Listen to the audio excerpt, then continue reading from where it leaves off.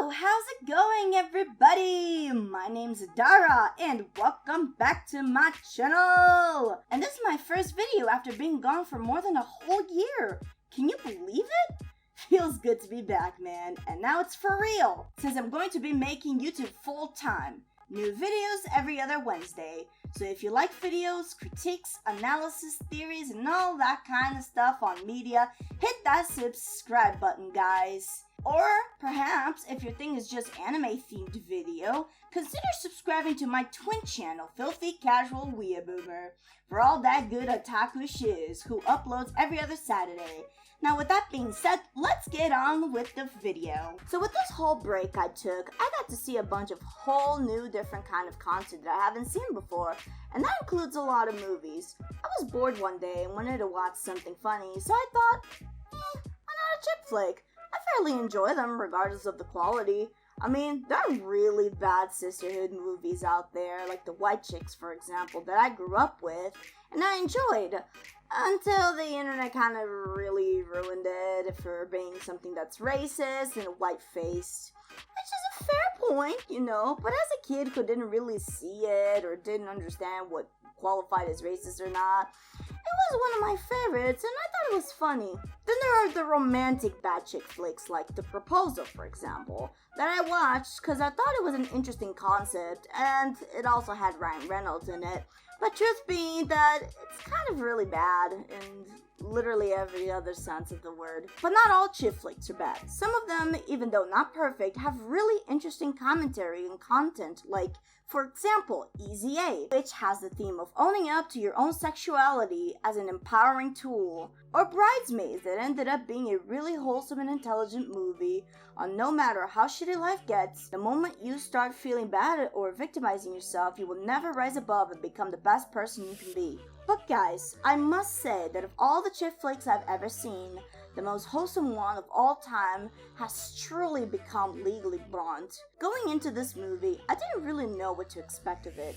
I just saw that Google recommended it to me after looking up good chick flicks, and I was like, I guess I could give it a go. I don't have anything better to do. Honestly, it was one of the best decisions I've ever made. Of all the chick flicks I've ever watched, this became one of my favorites for a very simple reason. This is the most wholesome fucking chick flick of all time, and one of the best don't judge a book by its cover stories that I've seen. So without further ado, let's break this movie down and see what Legally Blonde is all about. So the movie is about a blonde hot chick from Beverly Hills called Elle, who is looking forward to the day that her boyfriend, who she loves quite dearly, is going to finally ask her hand in marriage. Considering how her name literally just means she in French, you could not have picked a better name for her. Elle is the embodiment of what it means to be a she. She wears pink most of the time, knows everything, and I mean it, everything about fashion and womanhood. She even majored in the history of polka dots, guys. Polka dots, the fucking circles in one's clothes, like, what? But anyways, with this brief introduction to her character, you, dear viewer, must be thinking at this point, oh god, this is probably gonna be a movie about some blonde, dumb bimbo bitch who always gets what she wants and is gonna try to live in the common world, and she can't do anything, right? But remember what I said a little while ago about not judging a book by its cover?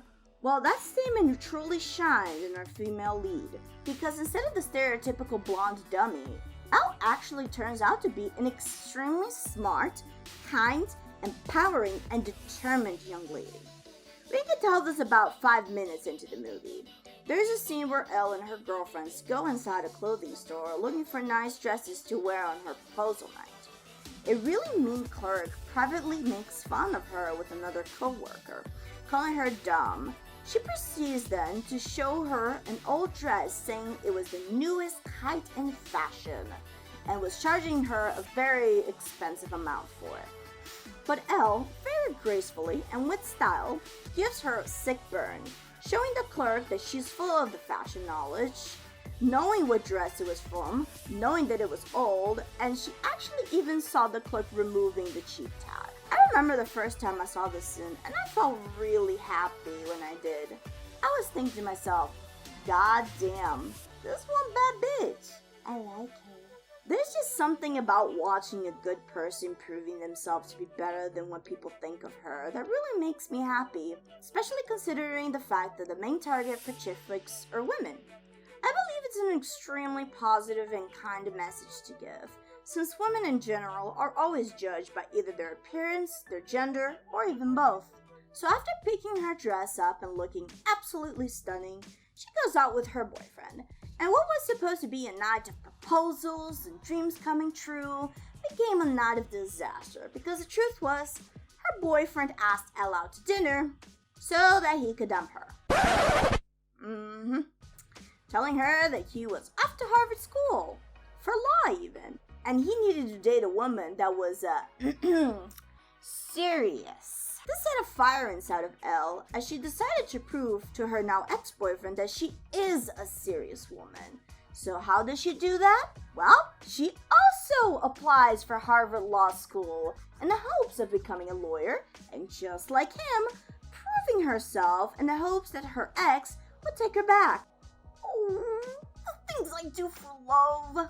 This really shows how innocent and sweet Elle is as a character, because it combines both elements from old chick flick cliches like I'm gonna win him back to something that most modern feminism cringes at.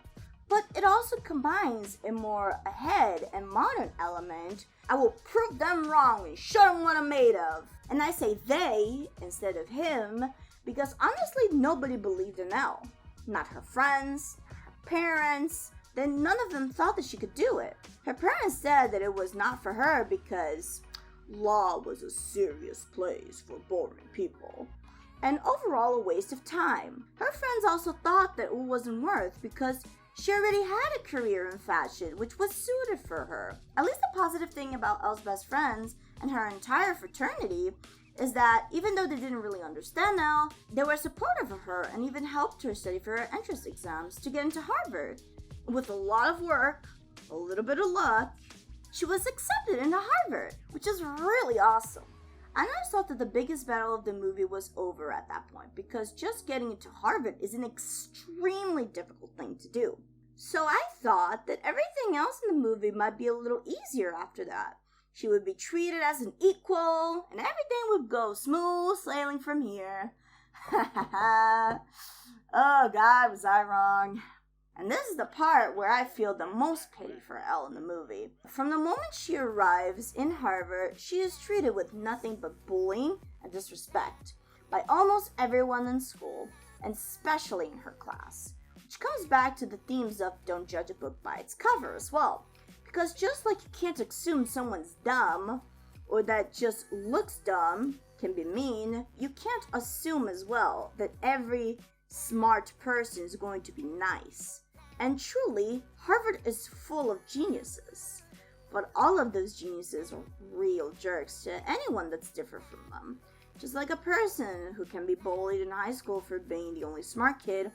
I honestly find this so ironic because you'd expect smart people to be like, oh, I would treat everybody better than how I was treated because I don't want them to go through the same things I went through. But unfortunately, instead of being the bigger people, the smart kids really project all of their bullying as a sort of revenge towards Elle.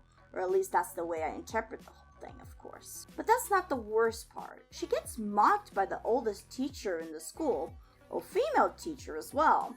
And he even finds her ex is now engaged to a Hampton. Which for people that don't know, Hamptons are really famous families from the Hollywood universe basically. But still, he got engaged to a Hampton only a few months after breaking up with Elle? The nerve of this guy! I really just wanted to give poor Elle a hug in this part, man. She really deserved better than this. She was nothing but kind to everyone, mostly oblivious to the fact that she was a target until confronted directly by the teacher. The good thing is that she makes her first friend because of this whole teacher conflict when she gets kicked off of the class.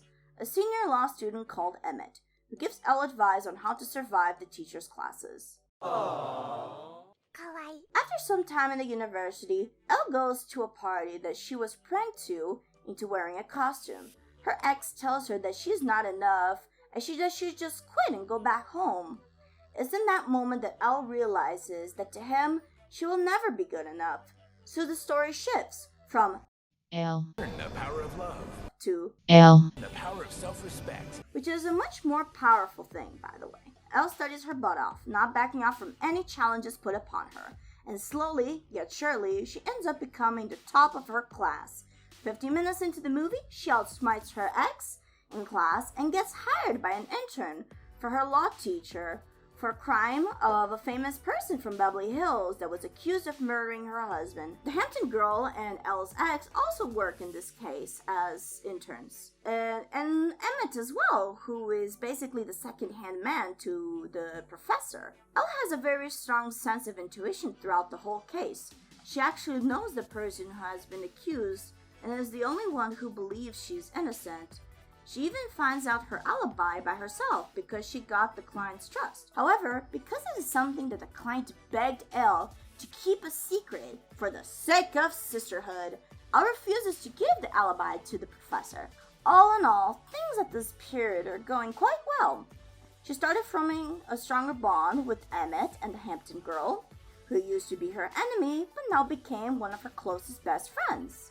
And they even realized it had a lot more in common than originally thought. But alas, every movie needs a conflict, and the start of the third act creates a finale. With all her hard work, Elle gets called in to talk with the teacher privately, and it turns out that the real reason that he put her in the program was because she was hot and he wanted... How do I say this without YouTube giving me the big yellow? He wanted to make Elle his new pet kitten, if I can say that, and climb her way as a lawyer by that form. Elle was obviously disgusted, offended, and heartbroken with all of this. The Hampton girl even overheard the situation, but she misunderstood everything and insults Elle, completely destroying her confidence and making her want to quit. If it wasn't for the old lady at the very beginning, the old female teacher, the one who first mocked Elle when she got into the school, the one who is now telling her that if she is gonna give up because of some man, she wasn't the girl she thought she was. This gave Elle back her determination and hope to come back. Even Emmett and the Hampton girl found out the truth and decided to help her. She ends up replacing the teacher as the client's new lawyer and wins the case. Years later, she graduates, best friends with the Hampton girl. Her loser ex didn't even graduate properly or get any job offers, and she ends up marrying Emmett. All is well. When I was a teenager, I used to have a friend in high school that really reminded me of Elle. She was blonde, tall, and graceful.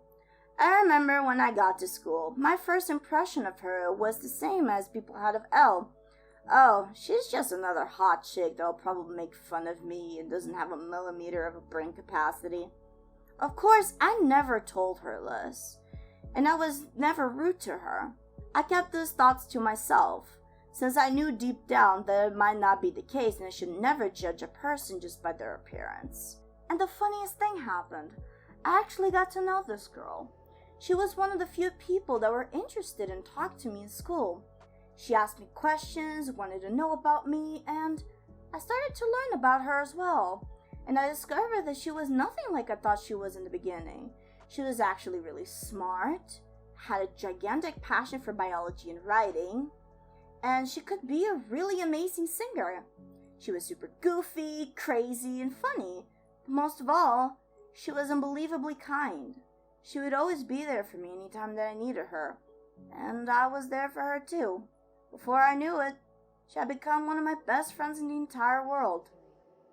So if you get anything from this video, dear viewer, is truly, once again, never judge a book by its cover. Give people a chance. Talk to that one person you don't know. And always have faith in people. And especially have faith in yourself. Because if this blonde Beverly Hills girl who nobody had faith in become one of the best lawyers in the United States, then who's to say what you can't do in this world? So that's my video on Legally Blonde. Thank you so much everybody for watching. Like, comment, subscribe, do all that good stuff to help my channel grow. If you'd like, also click the bell to be notified of new uploads, and follow me on my social medias to see whatever shenanigans I'm up to. Once again, subscribe to this channel if you want to see some good critiques, analysis, and theories on everything entertainment. But if you want some anime goods, please go to my twin channel. Thank you so much if you made it this far. Cheers to you, and cheers to the revival of this channel. I hope that I can work hard and make lots of lovely content for you all. I hope you have a wonderful day, and remember to stay determined. Have fun, guys!